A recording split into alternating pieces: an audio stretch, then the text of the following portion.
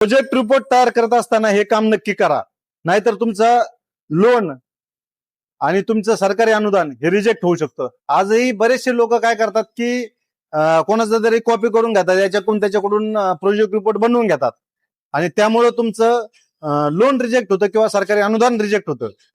तर project report जर चुकीचा बनवला तर त्याच्यामध्ये काय काय चुका होतात, त्याच्यामध्ये रिपेमेंट कॅपॅसिटी दाखवली जात नाही, तुमचं कॅश फ्लो दाखवले जात नाही, तुमचं भांडवल आणि तुमचे जे कॉन्ट्रीब्युशन आहे ते दाखवलं जात नाही, रेशो अनालिसिस चुकीचे दाखवले जातात. त्याच्यामुळे तुमचं त्या ठिकाणी लोन आणि सरकारी अनुदान हे रिजेक्ट होऊन जातं.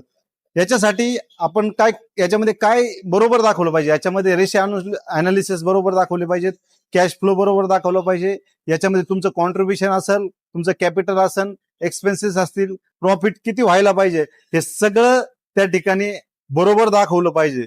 आणि त्याच्यामुळं तुमचं अनुदान आणि लोन जर बरोबर दाखवलं तर व्यवस्थित होऊ शकतं. आणि हे जर बरोबर दाखवायचं असेल तर तुम्हाला एखाद्या तज्ज्ञ व्यक्तीकडून, तज्ज्ञ मार्गदर्शकाकडून हा प्रोजेक्ट रिपोर्ट बनवून घेणं गरजेचं आहे.